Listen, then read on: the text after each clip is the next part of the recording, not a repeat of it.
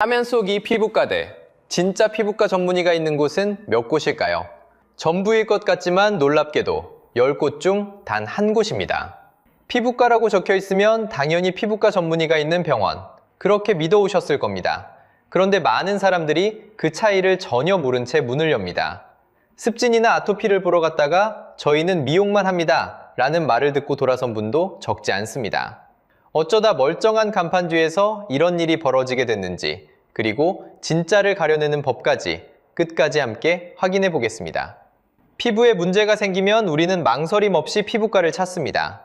무좀이 생겨도, 아토피가 번져도, 습진이 가라앉지 않아도 마찬가지입니다. 피부과라고 적힌 간판이 보이면 저기 들어가면 된다고 믿어왔습니다. 그게 너무도 당연한 상식이었습니다. 피부과는 피부를 보는 곳, 더 따질 것도 없는 이야기였습니다. 그런데 그 당연한 상식이 문 앞에서 무너지는 일이 벌어집니다. 피부병을 보러 갔는데 진료 자체를 거절당하는 겁니다. 의사 얼굴을 보기도 전에 발길을 돌려야 했던 사람들이 있습니다. 한 분의 이야기를 들어보겠습니다. 발에 생긴 무좀 때문에 동네 피부과를 찾았습니다. 그런데 진료실이 아니라 상담실로 안내됐습니다. 잠시 뒤 돌아온 답은 이랬습니다.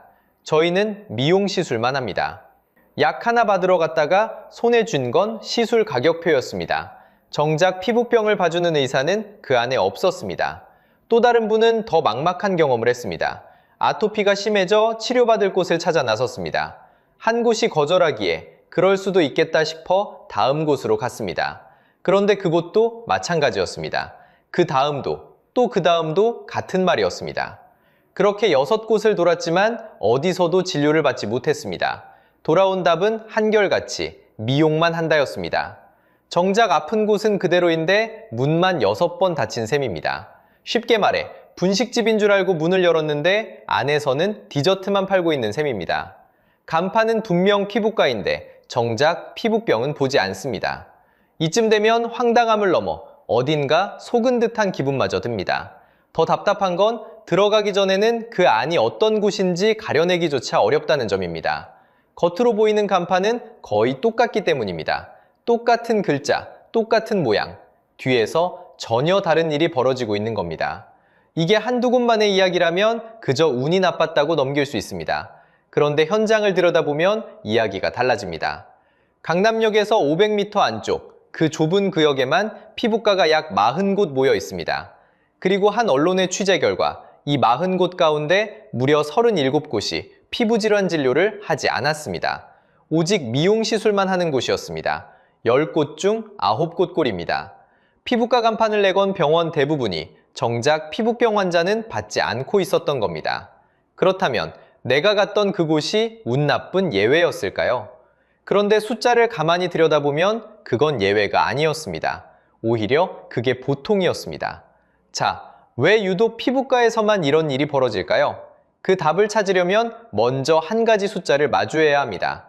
그렇다면 진짜 피부과 전문의가 있는 곳은 얼마나 될까요? 숫자를 보면 생각이 완전히 달라집니다. 여기서 한 가지 구분이 꼭 필요합니다. 피부과 간판과 피부과 전문의는 같은 말이 아닙니다.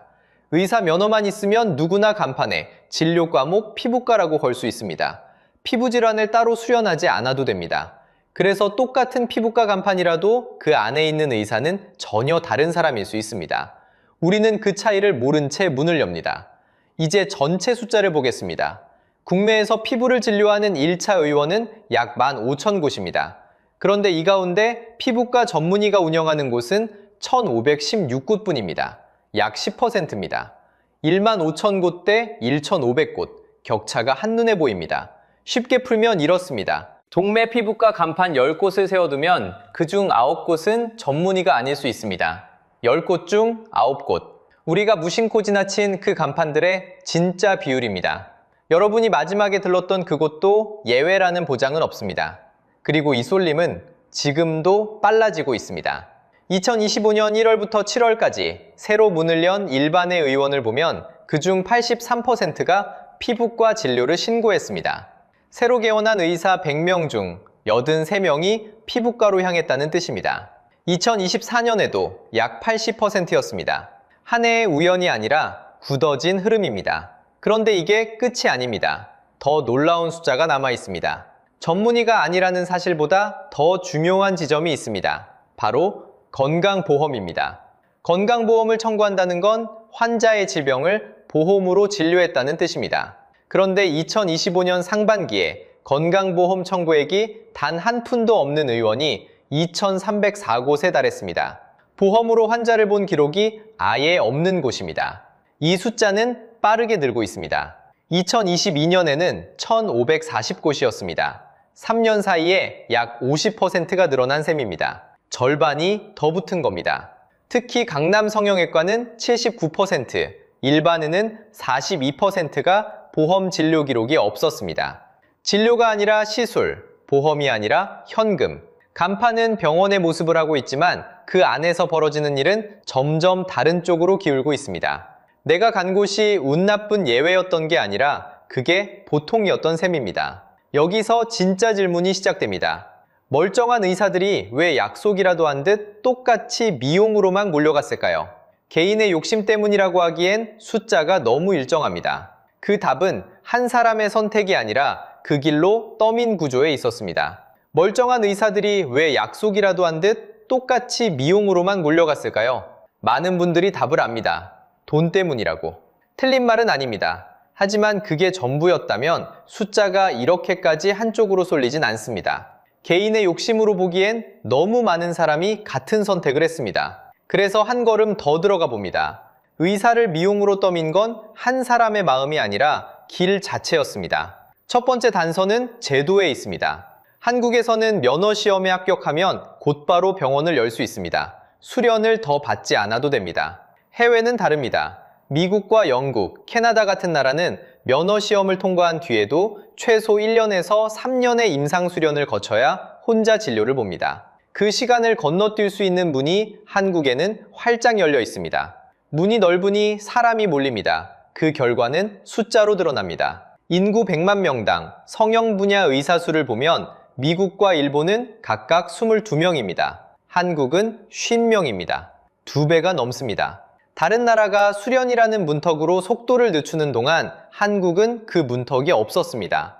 같은 좁은 길로 너무 많은 사람이 한꺼번에 쏟아져 들어온 겁니다. 두 번째 단서는 수익 구조입니다. 보험이 적용되는 진료, 그러니까 피부병을 치료하는 일은 정해진 값이 낮습니다. 진료로는 남는 게 별로 없습니다. 2024년 피부과 의원의 평균 건강보험 청구액은 약 4억 2천만 원이었습니다. 다른 과와 비교하면 낮은 편입니다. 보험 진료만으로는 병원을 유지하기 어렵다는 뜻입니다.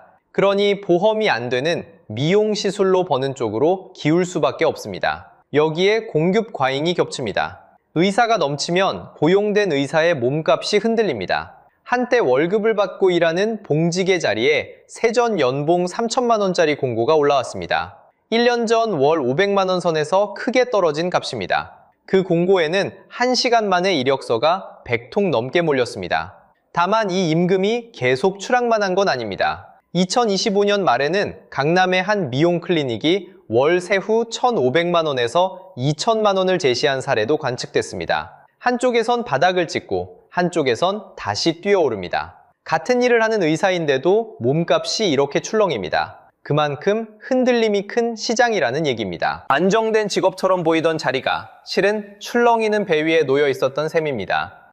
이 세 가지가 맞물리면 의원 하나하나는 러닝머신 위에 올라선 처지가 됩니다. 가만히 서 있으면 뒤로 밀립니다. 옆 병원이 광고를 하면 나도 해야 하고 옆에서 시술값을 내리면 나도 따라가야 합니다. 멈추는 순간 도태됩니다.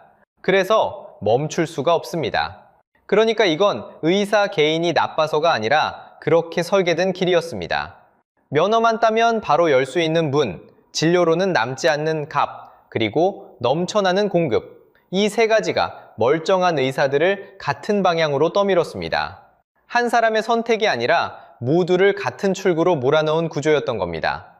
구조가 그렇다고 칩시다. 그런데 이 구조에는 청구서가 따라붙습니다. 그 청구서는 결국 우리에게 옵니다. 구조가 그렇게 굴러간다 칩시다. 그런데 그 청구서는 결국 누구에게 갈까요? 바로 당신입니다. 가장 먼저 받는 곳은 당신의 지갑입니다. 요즘 피부과는 한 번 받을 때마다 계산하지 않습니다. 10번, 20번을 미리 묶어 선불로 결제하게 합니다. 당장은 더 싸 보이니까요. 그런데 여기에 함정이 있습니다. 내가 미리 낸 돈이 그 가게가 문을 닫는 순간 돌려받을 길이 사라집니다. 한 분의 이야기를 들려드리겠습니다. 10번을 선불로 끊고 2번을 받았습니다. 그런데 어느 날 문 앞에 폐업 안내문 한 장이 붙어 있었습니다. 남은 8번의 돈은 어디로 갔을까요? 받을 길이 없었습니다. 이건 특별히 운 나쁜 한 사람의 사연이 아닙니다. 숫자가 그걸 말해줍니다. 2023년 환자 돈을 미리 받아두고 문을 닫아다 버린 곳이 75곳이었습니다. 그중 44곳이 피부과였습니다. 어느 진료과보다 많았습니다. 피해를 호소하는 사람도 매년 늘고 있습니다. 병원이 갑자기 문을 닫아 상담을 신청한 건수가 2021년 196건에서 2024년에는 246건까지 늘었습니다. 해가 갈수록 많아지고 있습니다. 그런데 왜 돈을 돌려받기가 이렇게 어려울까요? 제도에 빈틈이 있기 때문입니다. 병원은 문을 닫기 14일 전에 환자에게 알려야 할 의무가 있습니다. 하지만 이게 제대로 지켜지는지 살펴보는 손길이 약합니다. 게다가 문을 닫았다가 이름만 바꿔 다시 여는 일이 자유롭습니다. 허가를 받는 게 아니라 신고만 하면 되는 구조이기 때문입니다. 그러니 돈을 받아낼 상대가 사라져버립니다. 지갑만 위험한 게 아닙니다. 당신의 피부도 함께 걸려 있습니다. 전문의가 아닌 사람의 손에서, 때로는 의료인이 아닌 사람의 손에서 시술이 이루어지는 경우가 있습니다. 필러나 레이저 시술 뒤에 화상이나 모낭염 같은 부작용을 호소하는 사례들이 꾸준히 보고되고 있습니다. 모든 곳이 그렇다는 말은 아닙니다. 다만 그런 위험이 분명히 존재한다는 겁니다. 장비도 마음을 놓을 수 없습니다. 최근에는 중국에서 들여온 불법 레이저 부품을 몰래 반입해 조립한 뒤 한 대에 100만 원씩 약 460대를 팔아넘긴 조직이 적발됐습니다. 2023년부터 2025년 사이의 일입니다. 그렇게 흘러간 장비가 지금 어느 진료실에 놓여 있는지 우리는 알기 어렵습니다.